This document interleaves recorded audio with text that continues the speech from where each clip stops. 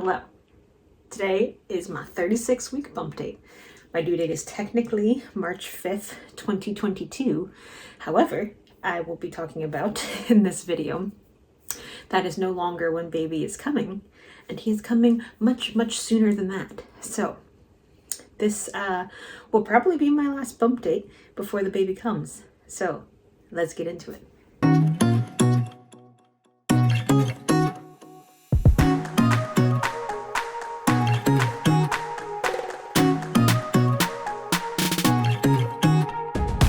How big is baby this week? A very wide range of sizes according to my app. It's like comical about what they think the sizes are. We have a Cabbage Patch doll, 2 plates of beignets, don't know how big that is or how big the plates are, a ripe papaya, specifically ripe, a chihuahua, a watermelon. I feel like a chihuahua and watermelon are not the same, a lamb, which seems way bigger than a chihuahua, or a wedding cake, which could literally be any size, from a cupcake to like a house. It says that baby is 19 to 21 inches long and anywhere from 6.3 to 8.5 pounds. So a big range. He hasn't been measured since his 34-week scan where he was 26th percentile. So he could be any size right now. I'm not sure, but we'll know soon. Let's talk about weight gain. I went to the doctor's appointment yesterday and I weighed 183 pounds, which is 2 pounds more than the week prior. But I find the whole weight gain kind of funny because in the beginning of my pregnancy, I actually lost like 20 pounds because I got put on a thyroid medication, which corrected some thyroid issues that I didn't know I had. And I was really sick, so I wasn't able to eat very much and just was like really sick. So I ended up losing a lot of weight. And then I've gained weight back slowly as the pregnancy has gone on, but before I got pregnant, I weighed, I think, 178 pounds, like right around there. So now I'm at 183 and have a baby and lots of other stuff, like extra blood and a placenta and fluid and all of that kind of stuff. So I'm really curious to see what my weight is after I have the baby. And hopefully this thyroid medicine continues to work and does what it's supposed to do, and I don't go back to having the issues with losing weight that I did before. So it's interesting to me that I've gained, what, like 5 pounds if you're going off of my pre-pregnancy weight, and now I'm happy with that. Melissa, she wants to be in the video. Want to be in the video? Yeah. You're so nice. You're so friendly. Yeah. You're a good poodle. Must-have items. I've actually used this one before, I think earlier in my pregnancy, but I'm using it again. I'm gonna say support people, because this week in particular has been like a lot of anxiety and lots of things up in the air, and having people there to talk to about my fears and my worries and my anxieties has definitely helped. Just having like a support system is super important. So if you're one of those people, thank you for being my support system, and I'm excited that the baby's coming into such a supportive environment, that we already have all these people who love us and love baby, even though he's not even here yet, and we'll hopefully just continue to build a beautiful support network for the little guy, which is great. All right, let's talk about symptoms. I wrote down a lot because I want to remember even like the little things, so bear with me here. Nausea still is mostly gone. However, I do feel more nauseous this week than I have previous weeks.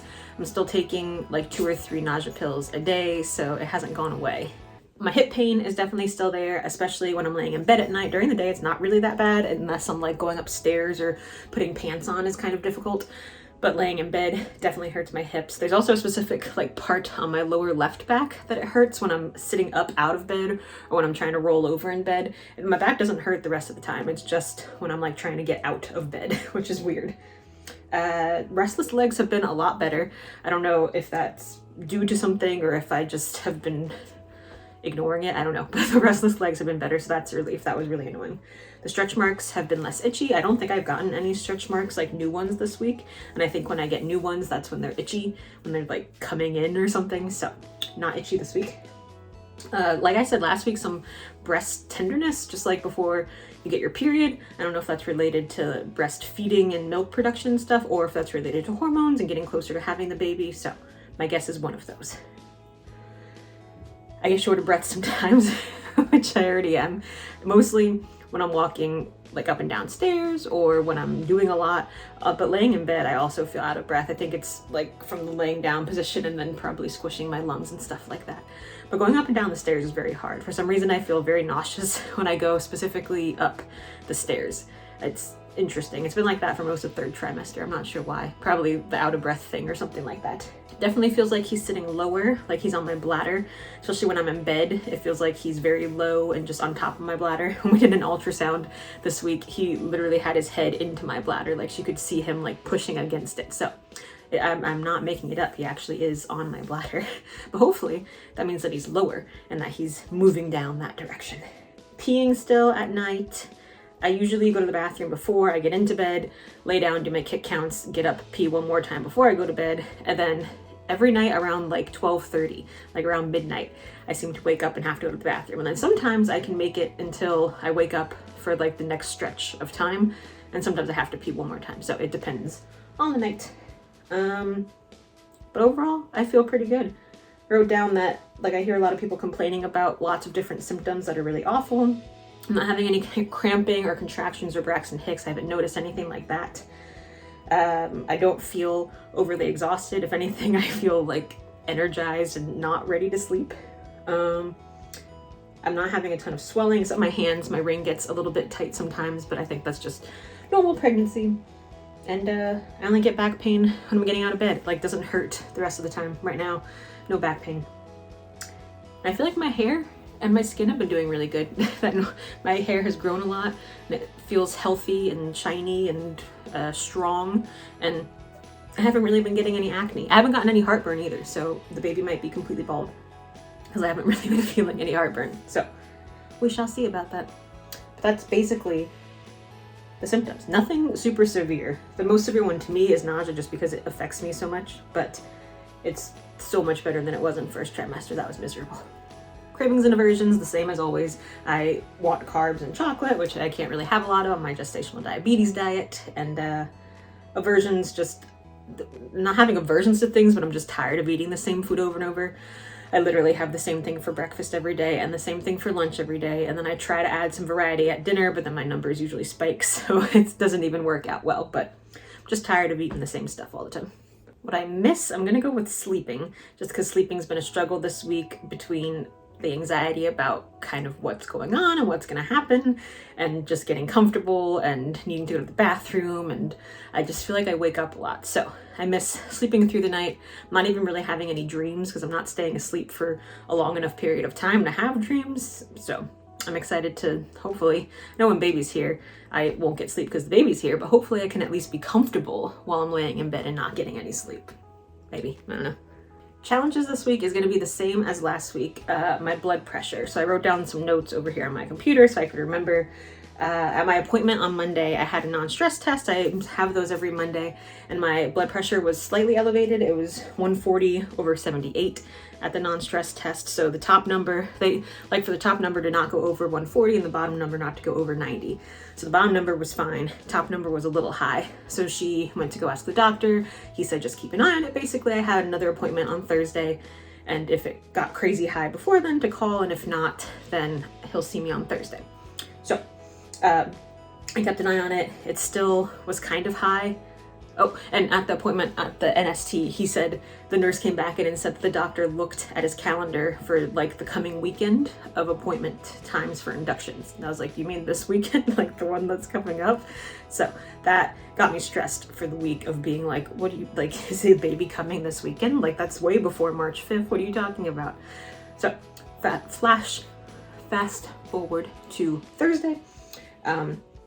I was thinking about it all week.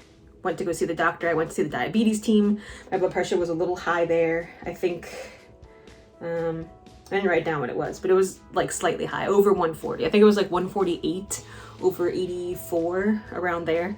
And they were like, you know, that's kind of high, but we focus on the diabetes side of things. You'll have to talk to the OBGYN about that. So I went to my next appointment, which was the biophysical profile, where they do an ultrasound and check on baby's movements and fluid and heartbeat and all of that.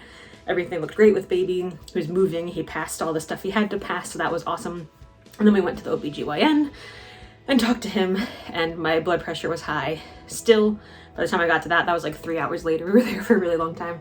And it was like 144 over 84, I think, at that point. So still above 140, but not crazy high. And then he said that he wanted to send us over to labor and delivery triage just to kind of get a feel for things. So we went over to labor and delivery, which is attached to the hospital, so super convenient.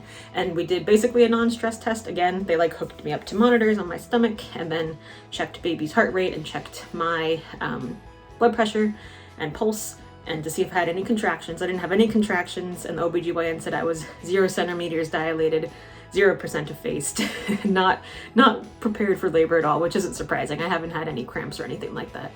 But as I was on the monitor, they kept checking my blood pressure consistently we're there for maybe like an hour or maybe 2, and it ranged a lot, but the top number ranged anywhere from 140 to 155, so it kind of fluctuated, and the bottom ranged anywhere from 88 to 97. And they said that the bottom number to them is more concerning because I guess that has more to do with your heart, that like your heart's working faster or something like that.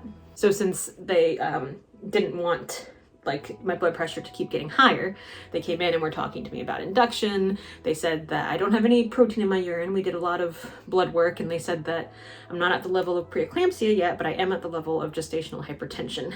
And usually with gestational hypertension or preeclampsia, they induce at 37 weeks. And originally I was going to get induced at 38 or 39 weeks because I have gestational diabetes, and that's when they induce when you're on the medication that I'm on, because it impacts your placenta and can cause it to start not working as well towards the end, which is dangerous for the baby. So I'll be 37 weeks on Saturday, and they came in and were like, so how do you feel about getting induced? And I was like, okay, like thinking we weren't going to leave. And they're like, on Saturday, what time's good for you? So that's tomorrow. So this, yeah, I can't believe that's tomorrow, but baby will be coming very, very soon. Highlight of the week kind of goes along with that. Obviously the blood pressure is very stressful, trying to keep track of if everything's okay, if my blood pressure's okay, my blood sugar's okay, if baby's okay, if movements are okay, is all very stressful. And the thought of having a baby at 37 weeks versus 40 or even 39 weeks is also stressful. But the thought that the baby will be here soon is exciting. So thinking about that has been the highlight, that I'll get to hold him soon.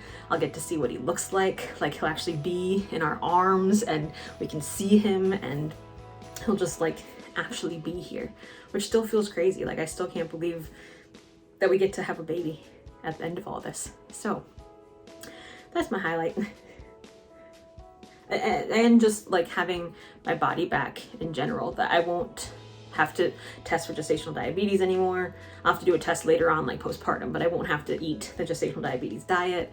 I won't have to be as concerned about my blood pressure. I'll still have to check it to make sure it goes down, but as long as it goes down, then I'll be good on that front. Like I don't have to do kick counts. I can be more comfortable when I'm laying in bed at night, like all the stuff that happens after you have a baby. I'm excited for that. Very soon. Looking forward to the baby. He'll be here so soon. I can't believe that we're going into the hospital so soon. I'm getting induced, obviously, and that could take a really long time. It could take a couple hours, it could take a couple days, it could be a very long time depending on how quickly I dilate in the face and all of that good stuff. So next video you see should be something involving baby, whether it's laboring or whether it's the baby actually being here or whatever it may be. But I'll definitely be trying to film as much of the process as I can for my own memories that we've worked so hard to get to this point. So to actually be here is crazy. All right, let's do one last bump shot. This is 37 weeks and 6 days. All right, shirt down. I don't know if he looks lower or not. I hope he does, but I don't think he does. Front. And the other side. Roll up my shirts. This side. The front. Like I said, no new stretch marks.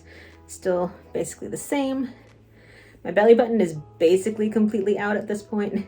It's still slightly in, but basically out. And this side. Next time you see us, we'll probably be on our way to the hospital to have this little guy. So stay tuned for all of that. I don't know how quickly I'll be able to edit it and get it up, but if you don't follow us or follow me on TikTok and Instagram, definitely follow me there because I'll be able to update those much easier than YouTube. And all of those links are in the description, so you can find that. Let's have a baby. Thanks for watching. Bye.